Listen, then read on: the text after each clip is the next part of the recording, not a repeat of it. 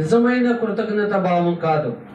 ఏదో మనుషులను సంతోషపెట్టడానికి అలాంటి క్రియలు చేస్తారు. కానీ నిజమైన కృతజ్ఞత భావం అంటే ఆ ఆహారాన్ని తినటానికి వెళ్ళే ముందే మనకు జ్ఞాపకం రావాలి. ఎందుకంటే దేవుడు మనకు ఆహారాన్ని దయచేస్తున్నాడంటే ఆయన మన ఎడల ఎంతో ప్రేమను కలిగి ఉన్నాడు.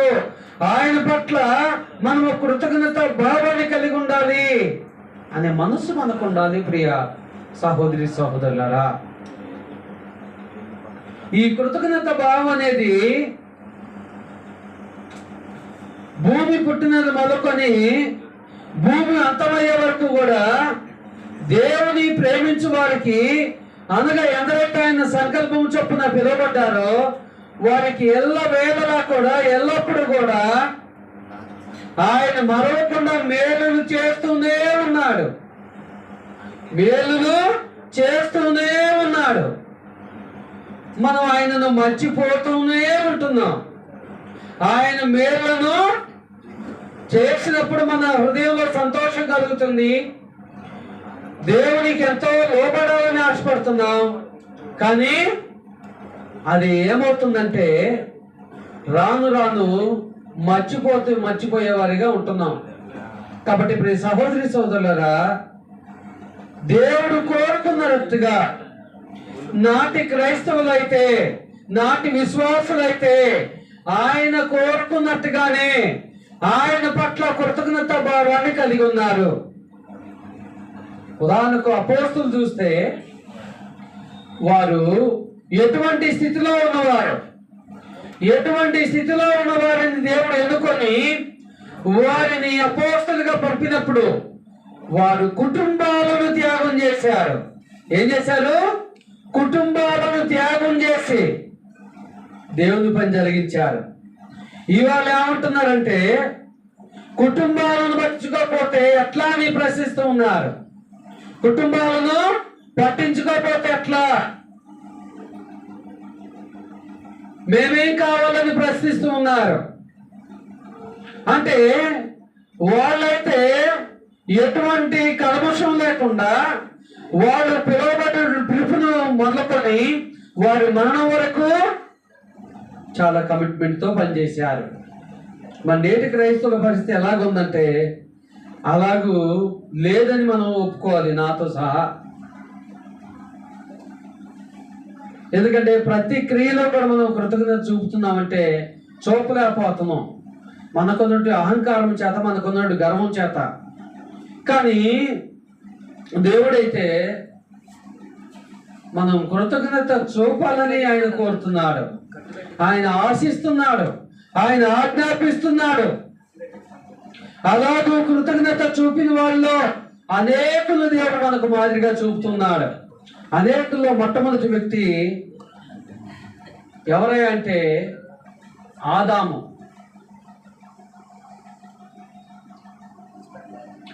ఆదాము ఎవరు? మొట్టమొదటిగా దేవుడు సృజించినటువంటి వ్యక్తి. అవునా? ఈ ఆదాము ఏ ఏ విషయాల్లో దేవుని ఎడల కృతజ్ఞత భావాన్ని కలిగి ఉన్నాడో తెలుసా? ఏ ఏ విషయాల్లో ఆదాము దేవుని ఎడల కృతజ్ఞత భావాన్ని కలిగి ఉన్నాడు? ఆదికాండం దగ్గరకు వస్తే మీ అందరికి కూడా అర్థమైంది. ఏ ఏ విషయాల్లో ఆదాము కృతజ్ఞత భావాన్ని కలిగి ఉన్నాడు?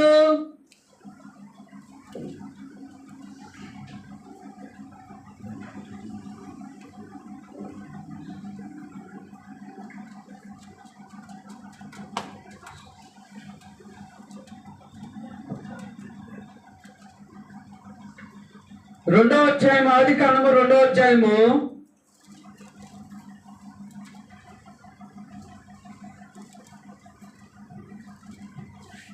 8వ వచనం చూడండి.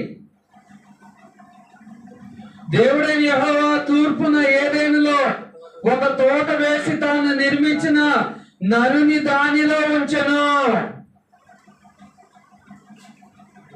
నరుని ఏం చేశాడు?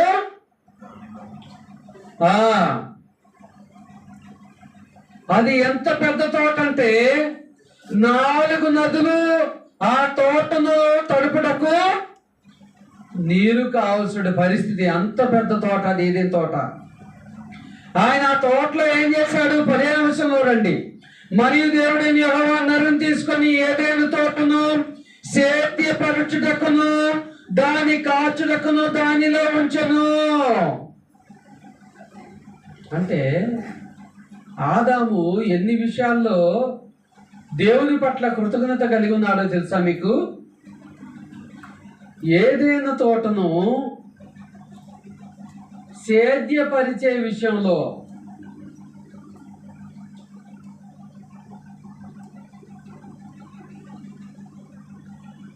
ఏదైనా తోటను సేద్యపరిచే విషయంలో, ఆ తర్వాత దాన్ని కాచే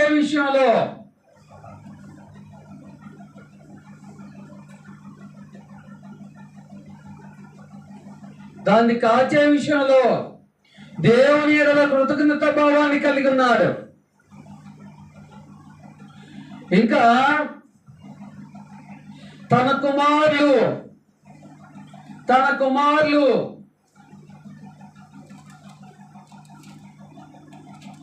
ఎలాగు దేవునికి లోబడాలో, ఎలాగు దేవునికి కానుకలు సమర్పించాలో కూడా ఆదాము నేర్పుకున్నాడు.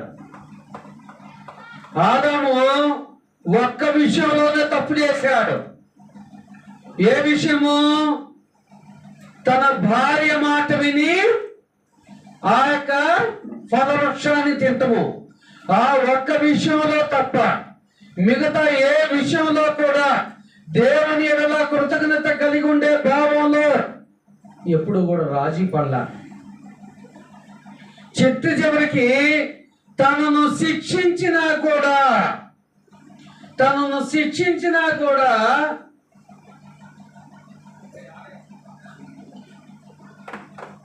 తన భార్య మాట విని ఫలవృక్షాన్ని తిన్న తర్వాత దేవుడు తనను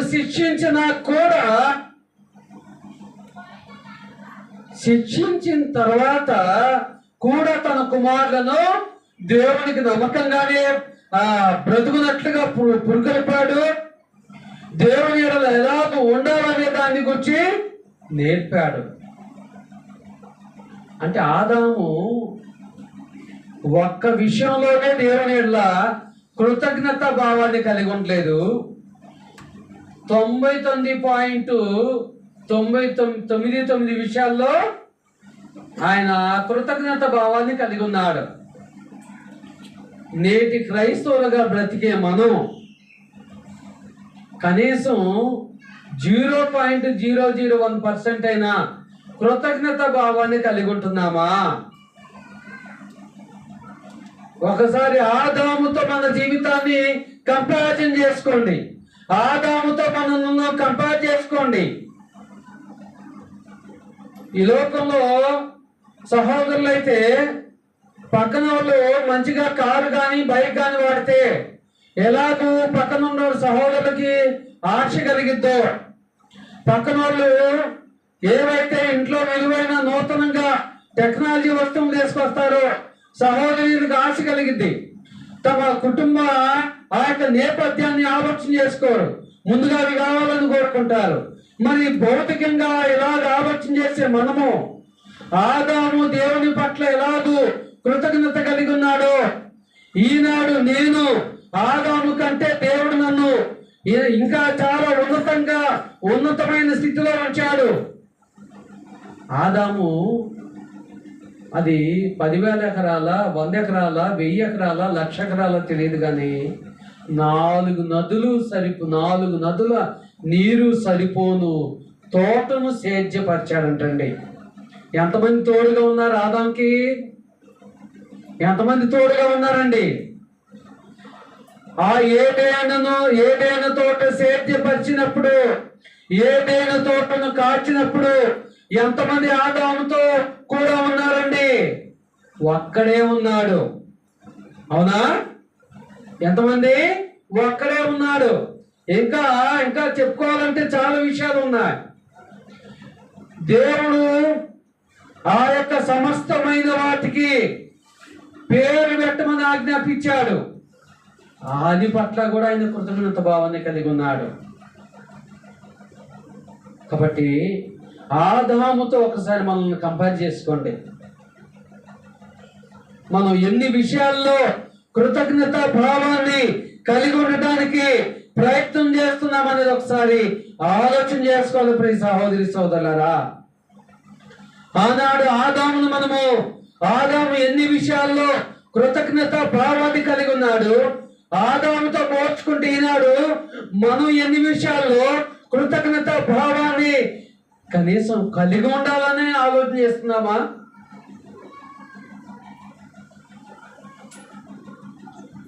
పునరుత్థానం దినము వస్తుందనుకుంటేనే ఏం తినాలి, ఏ వండుకొని తినాలి, ఏ వస్త్రాలు వేసుకోవాలని తప్ప నేను ఎంత సమయానికి వెళ్ళి ఎంతగా దేవుని నామాన్ని గణపరచాలి, హెచ్చించాలి, ఆరాధించాలనే మనసు ఎంతమందికి ఉంటుంది? నేటి క్రైస్తవ సమాజంలో ఎంతమందికి ఉంటుందండి?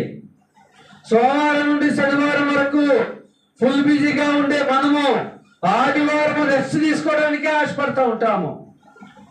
దేవుని సమయాన్ని దొంగిలించడానికి ఆశపడుతూ ఉంటాము.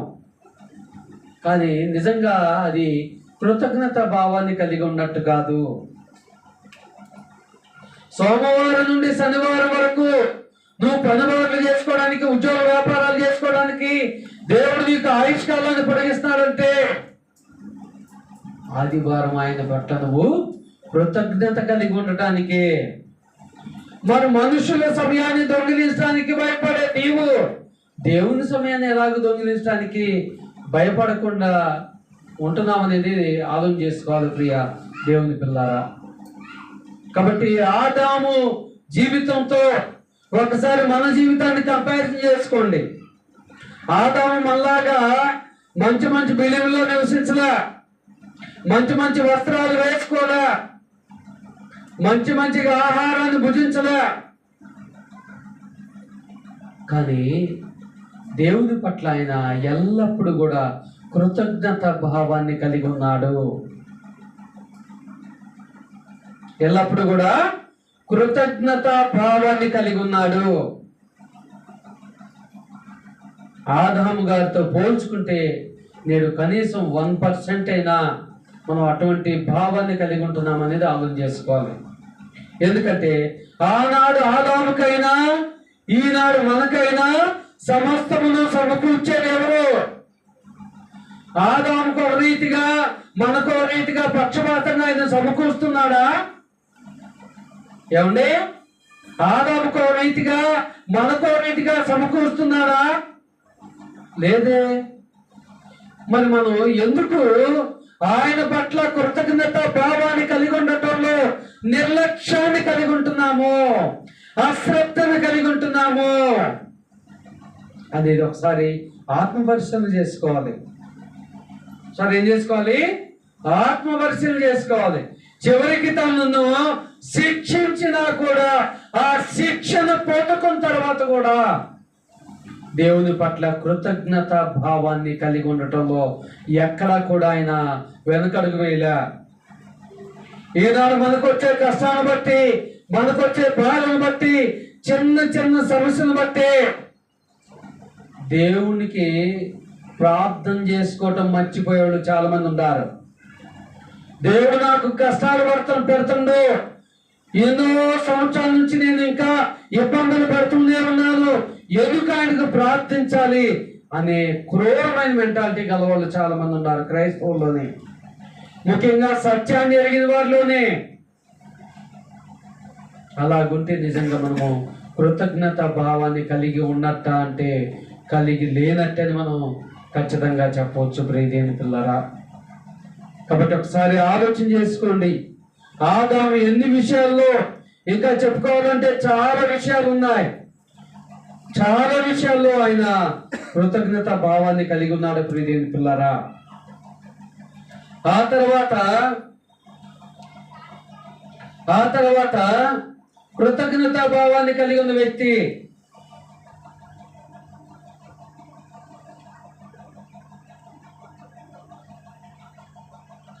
కృతజ్ఞతా భావాన్ని కలిగి ఉన్న వ్యక్తి నోవాహు.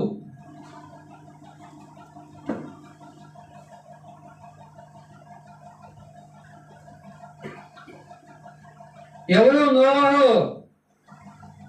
ఎవరండి? ఎన్ని సంవత్సరాల వాక్యాన్ని ప్రకటించాడు జనులకు? ఎన్ని సంవత్సరాలండి? 120 సంవత్సరాలు. అవునా? మనమైతే ఒక గృహానికి 4 సార్లు పోయి 5వసారి ఏమంటాం అంటే, వాళ్ళు ఎంత చెప్పినా వింటలేదు, వాళ్ళ దగ్గరికి ఎందుకు పోవాలి నేను అంటాం. అవునా? వాళ్ళు ఫోన్ తీయట్లేదండి, మనం ఏం చేద్దాం అంటాం. వాళ్ళకి మారు మనసు లేదండి, మనం ఏం చేద్దాం అంటాం. కానీ దేవుడు తనకు కల్పించినటువంటి బాధ్యతను బట్టి నోవాహు 120 సంవత్సరాలు విశ్రమించకుండా 120 సంవత్సరాలు విశ్రమించకుండా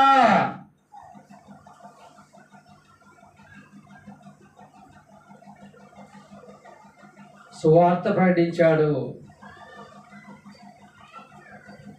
మళ్ళా ఆయనను మనం సువార్త ప్రకటించడానికి వెళ్తే ఈనాడు వాటర్ ఇస్తారు, కాఫీ ఇస్తారు, టీ ఇస్తారు, వీలైతే టిఫిన్ పెడతారు ఎక్కడన్నా.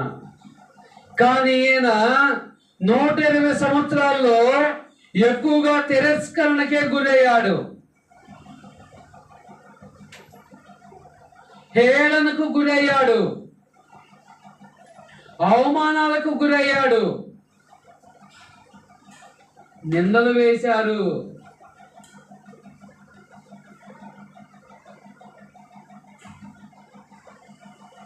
అయినా సరే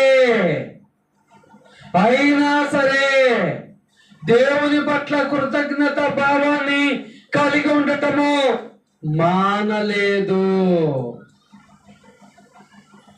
ఎప్పటి వరకంటే ఆయనకు ఆయుష్కాలం ఉన్నంత మట్టుకు దేవుడు ఎప్పటి వరకు అయితే నిర్ణయించాడో ఆ నిర్ణయం వరకు. కీర్తన కూడా ఉంది, 120 సంవత్సరములు నోవాహు సువార్త ప్రకటించాడు. అవునా కదా? అదిగో అంజూరము అనే కీర్తనలో ఉంటది. కాబట్టి 120 సంవత్సరాలు దేవుని వాక్యాన్ని జనులు ఎవరు అంగీకరించకపోయినను దేవునికి కృతజ్ఞత తెలిపే విషయంలో అలుపెరగకుండా సువార్త ప్రకటించాడు. మరి నేడు దేవుడు నేను ఎన్నుకున్న దగ్గర నుండి దేవుడు నోవాహు అయితే 120 సంవత్సరాలు సువార్త ప్రకటించాడు. మరి కనీసం నిన్ను దేవుడు ఎన్నుకున్న ఆ యొక్క రోజు నుండి ఈ నూతన పునరుద్ధానం వరకు కనీసం ఒక 12 గంటలైనా నువ్వు సువార్త ప్రకటించావా? ఒక 12 గంటలైనా సువార్త ప్రకటించావా? నీ హృదయం మీద చేయి వేసుకొని చెప్పగలవా?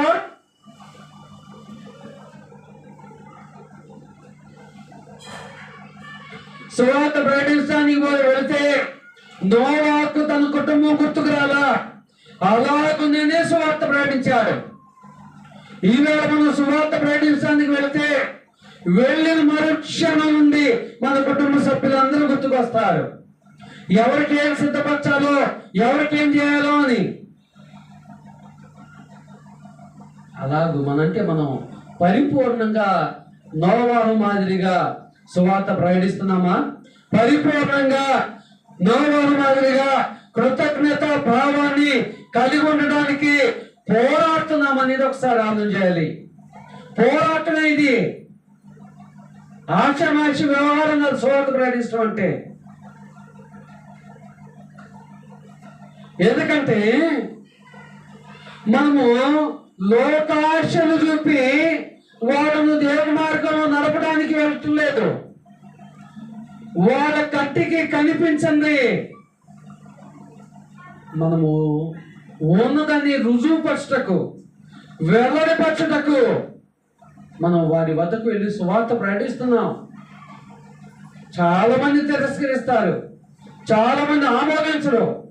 అయినా సరే నోవాహు వలె నీ ప్రయత్నాన్ని కడ వరకు కొనసాగించాలా, మధ్యలోనే యోనా మాదిరిగా తప్పుకోవాలా? ఏమండి, యోనా గురించి తెలుసుగా. దేవుని చిత్తం అయితే ఒక దినాన గమనిద్దాండి యోనా గురించి. యోనా ఏం చేశాడు? దేవుడు నినేవే పట్టణానికి వెళ్ళమంటే ఏం ఎక్కడికి వెళ్ళాడు? తార్సుకి వెళ్ళాడు. అవునా? అంటే దేవుడు ఒక టార్గెట్ చెప్తే ఈయన సొంత ఆలోచన చేత ఇప్పుడు చాలా మంది కూడా సువార్త ప్రకటించే వాళ్ళు అలాగే చేస్తున్నారు. కాబట్టి ఇప్పుడు ఈ సహోదరి సోదరులు ఒకసారి ఆలోచన చేసుకోండి. అయితే ఒక్క విషయం అయితే గుర్తుపెట్టుకోండి, నోవాహు 120 సంవత్సరాలు సువార్త ప్రకటించాడని ఎవరు రాయించారు? దేవుడే కదా. అంటే దేవుడే నోవా గురించి సాక్ష్యం ఇస్తున్నాడు కదా. ఈనాడు నీ గురించి నా గురించి కూడా తీర్పు నాడు క్రీస్తు న్యాయపీఠం ఎదుట నువ్వు బాప్తిజం తీసుకున్న నాటి నుండి మరణించే వరకు ఆయన ఎన్ని గంటలు, ఎన్ని రోజులు, ఎన్ని సంవత్సరాలు ఆయన కుమారుని సత్య సువార్త చాటమని నీకు అప్పగించిన బాధ్యతను ఎంత మట్టుకు నిర్వహించావనేది ఆయన కూడా నీకు లెక్క చెప్తాడా చెప్పడా? నీ లెక్క తీరుస్తాడా తీర్చడా? ఉండే తీరుస్తాడా తీర్చడా? కాబట్టి ప్రియ సహోదరి సోదరులారా, ఆ క్రీస్తు న్యాయపీఠం ఎదుట నుంచున్నప్పుడు మనం ఎటువైపుగా వెళ్ళేవారిగా ఉండాలి. కుడివైపుగా ఎడమవైపుగా? కుడివైపున వెళ్ళేవారిగా ఉండాలంటే నోవాహు మాదిరిగా కృతజ్ఞత భావాన్ని కలిగి ఉండాలి. కృతజ్ఞత భావాన్ని కలిగి ఉండాలి. ఒకసారి ఆశ్చర్యం కలగట్లేదు, 120 సంవత్సరాలు సువార్త ప్రకటించాడు. మొన్న ఒక ఆయన అంటాడు, నాకు కూడా 120 సంవత్సరాలు ఆయుష్కాలను పొడిగితే నేను కూడా ప్రకటిస్తానని. దేవుడు నీకు ఇచ్చిన ఆయుష్కాలను సద్వినియోగం చేసుకోండా? అవునా? దేవుడు నీకు ఉన్న అవకాశాలను నువ్వు సద్వినియోగం చేసుకోండా? లేని దాన్ని కోరుకోవటం అది అవివేకం అయిద్దండి. అవునా? ఆ కాలంలో ఆయనకు అంత సమయాన్ని ఇచ్చాడు. అప్పుడు టెక్నాలజీ లేదు, ఇప్పుడు టెక్నాలజీ ఉంది. ఒక 10 కిలోమీటర్లు పోవాలంటే 5 నిమిషాల్లో వెళ్తున్నాం. అప్పుడు 10 కిలోమీటర్లు పోవాలంటే ఎంత సమయం పడుతుంది? దానికే లెక్క ఉంది ఆయన దగ్గర. కాబట్టి ఇప్పుడు సహోదరి సోదరులారా, నోవాహు మాదిరిగా కృతజ్ఞత భావాన్ని నువ్వు కలిగి ఉండడానికి ప్రయత్నం చేస్తున్నావా? నశించిపోయే ఆత్మల వద్దకు వెళ్ళి విసుగు చెందకుండా నువ్వు వారిని సత్య మార్గంలో నడపడానికి ప్రయత్నం చేస్తున్నావా? వారిని సువార్త ప్రకటించడానికి ప్రయత్నం చేస్తున్నావా? సువార్త ప్రకటించేటప్పుడు చాలా మంది ఏం చేస్తున్నారంటే, వాళ్ళ వస్త్రాలు శుభ్రంగా ఉన్నాయా, వాళ్ళ గృహం శుభ్రంగా ఉందా, ఇవన్నీ అనవసరం అండి. యేసుక్రీస్తు అపోస్తలులకు అదే చెప్పి పంపించాడా? వాళ్ళ వస్త్రాలు మంచిగా ఉంటే వెళ్ళండి, వాళ్ళ గృహాలు మంచిగా ఉంటే వెళ్ళండి అని చెప్పాడా? మరి ఇప్పుడు మనం ఎందుకు అంత మూర్ఖంగా, అంత అవివేకంగా ఆలోచన చేస్తున్నాము? 1 తిమోతి 2:4 ప్రకారం దేవుడే ఉండు తిమోతి ద్వారా మనుషులందరూ రక్షణ పొందాలని చెప్పాడు. అవునా? అంటే మంచిగా ఈ గృహాన్ని కట్టుకున్న వాళ్ళ దగ్గరికే వెళ్ళి సువార్త ప్రకటించమంట దేవుడు. మంచిగా వస్త్రాలు వేసుకున్న వాళ్ళ దగ్గర పోయి సువార్త ప్రకటించమంట. ఎందుకు అంత మూర్ఖంగా ఆలోచన చేస్తున్నాము? ఎందుకు అంత అవివేకంగా ఆలోచన చేస్తున్నాము? మనుషుల వస్త్రాలను బట్టి వచ్చేవాళ్ళు, మనుషుల శుభ్రాన్ని బట్టి వచ్చేవాళ్ళు, మనుషులు నివసించే ఆ గృహాన్ని బట్టి వచ్చేవాళ్ళు ఎప్పుడు కూడా స్థిరంగా ఉండరు. కాబట్టి లైఫ్ టైం గుర్తుపెట్టుకోవాలి మనం. మనుషుల వస్త్రాన్ని బట్టి, శుభ్రాన్ని బట్టి వచ్చేవాళ్ళు ఎప్పుడు కూడా ఉండరు. వాక్యాన్ని బట్టి వచ్చే వాళ్ళే నిలుస్తారు. యేసుక్రీస్తు ప్రభువారు కుష్ఠరోగుల వద్దకు వెళ్ళాడు. అనేక వ్యాధుల వాళ్ళ దగ్గరికి వెళ్ళాడు. నువ్వు కుష్ఠరోగివి, నిన్ను అంటుకోకూడదు అన్నాడా? పక్షవాయు గల వాడిని బాగు చేశాడు. ఈ రోగం ఆ రోగం కాదు, ప్రతి రోగాన్ని ఆయన బాగు చేశాడు. రక్తస్రావం గల స్త్రీ వద్దకు వెళ్ళాడు, ఆమె కూడా బాగుపడింది. కాబట్టి టెక్నాలజీ పెరిగింది కదండి, మనం అవివేకంగా ఆలోచన చేయకూడదండి. ఒక పరిధి ఉంది, ఆ పరిధి దాటి ఆలోచన చేస్తే శాపాలు పొందుతాం మనం. కాబట్టి ప్రియదేవుని పిల్లరా, ఒకసారి ఆలోచన చేసుకోండి. సువార్త ప్రకటించే విషయంలో మనం నోవా మాదిరిగా ఉండగలుగుతున్నామా అనేది ఒకసారి ఆలోచన చేయాలి. నోవా మాదిరిగా కృతజ్ఞత భావాన్ని కలిగి ఉంటున్నామా అనేది ఆలోచన చేసుకోవాలి.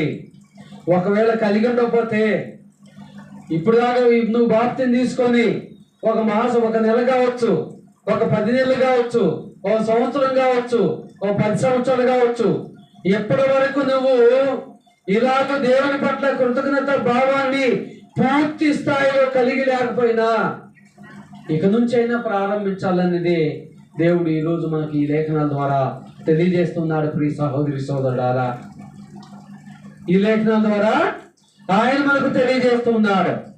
ఏమని తెలియజేస్తున్నాడండి? ఏమని తెలియజేస్తున్నాడు? ఆయన పట్ల విసుగకుండా కృతజ్ఞత భావాన్ని కలిగి ఉండాలి.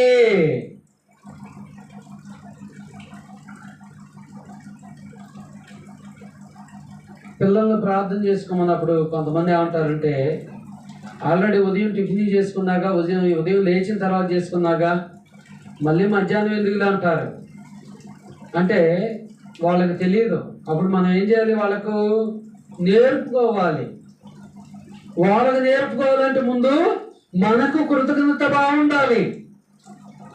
కాబట్టి ఇప్పుడు సహోదరి సోదరులారా, కృతజ్ఞత భావం కలిగి ఉండాలని దేవుడు కోరుతున్నాడు. ఇంకా మరొక వ్యక్తిని మనం గమనించబోతున్నాము. ఆ వ్యక్తి ఎవరంటే ఇస్సాకు. ఆ వ్యక్తి ఎవరు? ఇస్సాకు.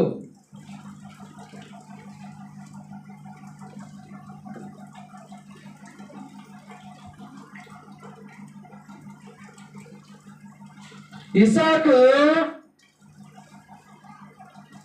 దేవుని పట్ల ఎంత కృతజ్ఞత భావాన్ని కలిగి ఉన్నాడంటే,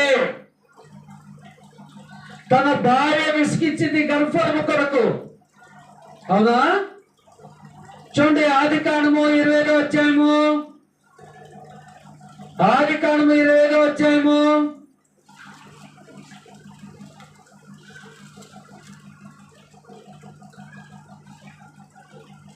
20వ వచనం నుంచి గమనించండి.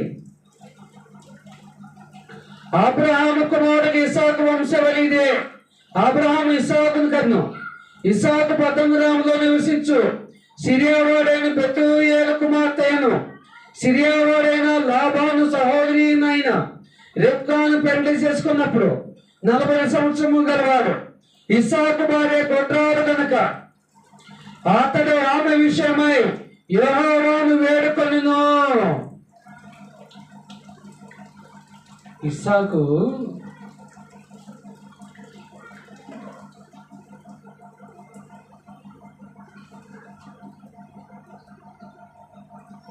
తనకు పిల్లలు లేని స్థితిలో కూడా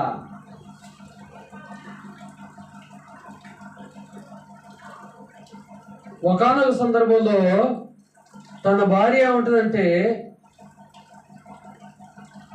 నాకు పిల్లలు కనమన్నప్పుడు ఆయన ఏమంటాడో తెలుసా? గర్భఫలమును ఇచ్చేది ఎవరు? యెహోవా. నీవెందుకు నన్ను అడుగుతున్నావు? అవునా? అవునా కదండి?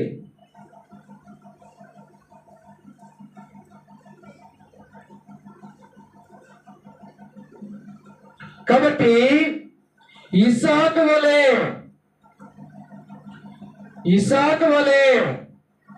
ఇస్సాకు పిల్లలు కొన్ని సంవత్సరాల తరబడి లేదా ఎన్ని సంవత్సరాలు లేదు అనేది పరిశుద్ధ గ్రంథంలో అయితే మనకు సమాచారం లేదు. కానీ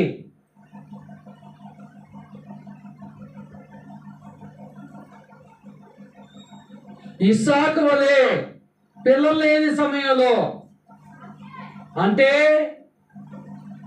బాధలో కూడా, ఇబ్బందుల్లో కూడా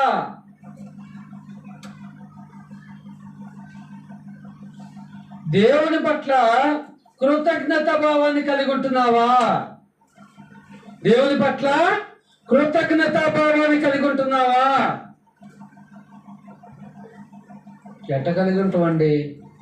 ఏదైనా సంతోషం కలిగినప్పుడైతే ఆ సంతోషంలో ఒక మాట నోటి ద్వారా, పెదవుల ద్వారా అనుకుంటాం. బాధలో ఉన్నప్పుడు ఎలాగూ అంటే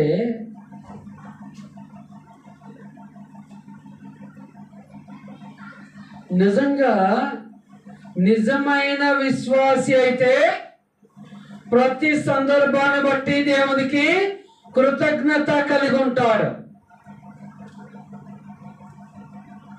మన విశ్వాసము సరి అయినది కాకపోతే సందర్భాలను బట్టి, పరిస్థితులను బట్టి మాత్రమే విశ్వాసాన్ని కలిగి ఉంటాము. కాబట్టి ప్రియ సహోదరి సోదరులారా, ఒకసారి ఆలోచన చేసుకోండి. ఒకసారి ఆలోచన చేసుకోండి. దేవుడైతే ఇస్సాకైతే నమ్మాడు, సమస్తమును సమకూర్చేవాడు దేవుడే, ఆయన నాకు ఖచ్చితంగా గర్భఫలమును ఇస్తాడు అని ఇస్సాకు నమ్మాడు. ఇస్సాకు నమ్మిన రీతిగా, ఇస్సాకు దేవుని పట్ల కృతజ్ఞత చూపించిన రీతిగా దేవుడు ఇస్సాకు సంతానాన్ని ఇచ్చాడో లేదా? సంతానాన్ని ఇచ్చాడో లేదా? ఒక్కడు కాదు, ఒకేసారి దేవుడు కవల పిల్లలను ఇచ్చాడు. అవునా కదా? యాకోబు ఇచ్చారు. మళ్ళా ఎంత గొప్పగా ఆశీర్వదించాడు తెలుసా? ఆ యాకోబు సంతానమే ఇజ్రాయేలుగా దేవుడు మార్చాడు. అవునా? అంత గొప్పగా దేవుడు ఆశీర్వాదం ఉంటుంది. ఎప్పుడో తెలుసా? పైన కృతజ్ఞత భావాన్ని కలిగి ఉన్నప్పుడు కాదు, సందర్భాన్ని బట్టి కృతజ్ఞత భావాన్ని కలిగి ఉన్నప్పుడు కాదు, అవసరాన్ని బట్టి కృతజ్ఞత భావాన్ని కలిగి ఉన్నప్పుడు కాదు, ప్రతి విషయంలో, అవసరం ఉన్నను లేకును ప్రతి విషయంలో నువ్వు నిజంగా కృతజ్ఞత భావాన్ని కలిగి ఉంటే దేవుని ఆశీర్వాదాలు ఇస్సాకును ఆశీర్వదించినట్టుగా, ఆదామును ఆశీర్వదించినట్టుగా దేవుడు నీ పట్ల కూడా గొప్ప మేలు చేయటానికి ఆయన ఎల్లప్పుడూ కూడా సిద్ధంగా ఉన్నాడు. ప్రియమైన పిల్లరా, కాబట్టి ఒకసారి మనం చేసుకోవాలి. నోవాహుకు 120 సంవత్సరాలు కృతజ్ఞత భావాన్ని కలిగి ఉండటం వల్ల నోవాహుని దేవుడు ఎలాగ ఆశీర్వదించాడంటే, ఆ యొక్క 40 దినములు, 40 పగళ్ళు, 40 రాత్రులు ప్రచండమైన వర్షం భూమి మీద కురిపించినను, ఆకాశాన్ని అంటుతూ ఆ యొక్క ఓడ ఉన్నను, ఓడలో నోవాహు 120 సంవత్సరాలు సువార్త ప్రకటించాడు కదా. తన భార్య, తన 3 కుమారులు, 3 కోడళ్ళు, వీళ్ళందరూ ఎక్కడున్నారు? ఓడలో. ఎలాగున్నారు? ఓడలో క్షేమంగా ఉన్నారు.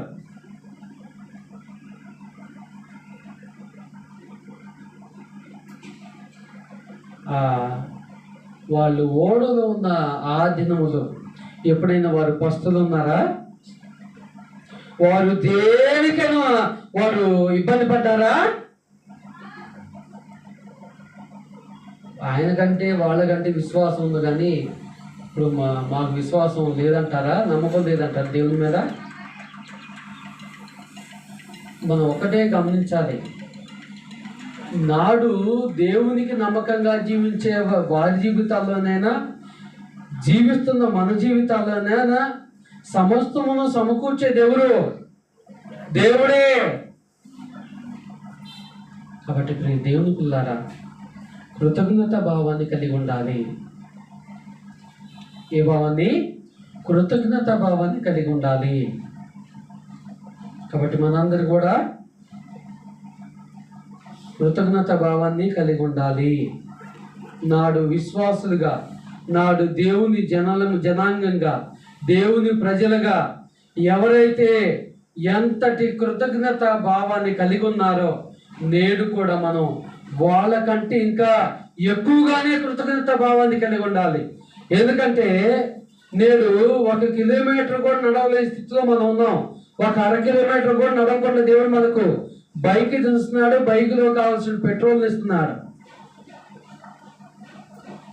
అట్లాని పెట్రోల్ బంక్లో పోయి దేవుడు నాకు పెట్రోల్ ఇస్తానన్నాడని మా బ్రదర్ చెప్పిందంటే కలవదు. ఆ పెట్రోల్ కొనుక్కోవడానికి స్థితిని స్తోమతం దేవుడు ఇస్తున్నాడు. అవునా? మనం ఏ పని చేయడానికి కూడా ఆయన ఆరోగ్యం ఇస్తున్నాడు. మరి ఎంత మట్టుకు మనము ఆయన పట్ల ఆయన ఎట్లా కృతజ్ఞత భావాన్ని కలిగి ఉండడానికి ప్రయత్నం చేస్తున్నాం అనేది మనం ఒకసారి పరిశీలన చేసుకోవాలి, ప్రశ్నించుకోవాలి. మనం ఆ 90 లిస్టులోనే ఉన్నాం. ఒక్కరి లిస్టులో ఉండాలనేది దేవుని కోరిక, ఒక్కరి లిస్టులో ఉండాలనేది దేవుని ఆలోచన.